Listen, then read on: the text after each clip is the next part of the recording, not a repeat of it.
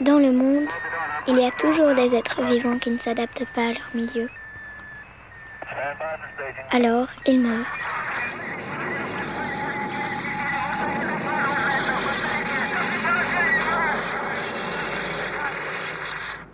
Mais il y a aussi des êtres vivants qui ne s'adaptent pas et qui ne meurent pas. Alors, ils souffrent. Pourquoi il y a toujours des malheureux? Chez les plantes, par exemple, on trouve le pissenlit. Un jour, quelqu'un a trouvé malin d'appeler cette fleur mauvaise herbe. Et sans le savoir, il l'a condamnée. Chez les animaux aussi, il y a des malheureux. Ou ceux qui ne s'adaptent pas.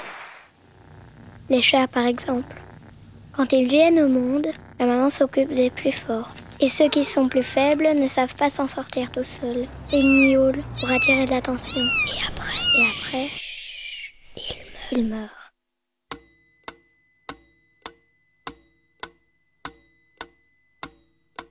Chez les êtres humains aussi, il y a ceux qui veulent attirer l'attention pour être entendus.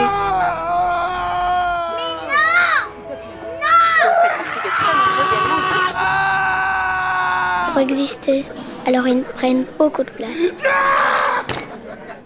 Parfois trop. Ils souffrent et ils sont seuls, comme les chats.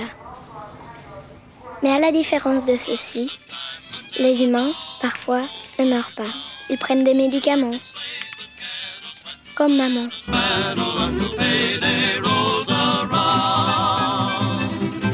Ce qui revient au même. Dans toutes les familles du monde, il y a toujours quelqu'un qui est malheureux ou incompris. Pourquoi? Moi, par exemple, maman se fâche tout le temps sur moi parce que je pleure. Qu'est-ce qui se passe encore? Chloé? Elle ne comprend pas que je pleure parce que papa est parti et que je voudrais l'aider et prendre un peu de sa tristesse. Papa. Elle ne comprend pas. Elle préfère ma sœur parce qu'elle est calme. Par contre, moi, je l'énerve. Elle m'envoie souvent en coin. Je veux plus être malheureuse.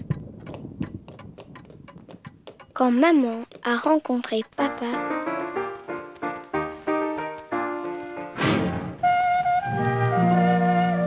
si maman n'avait pas rencontré papa,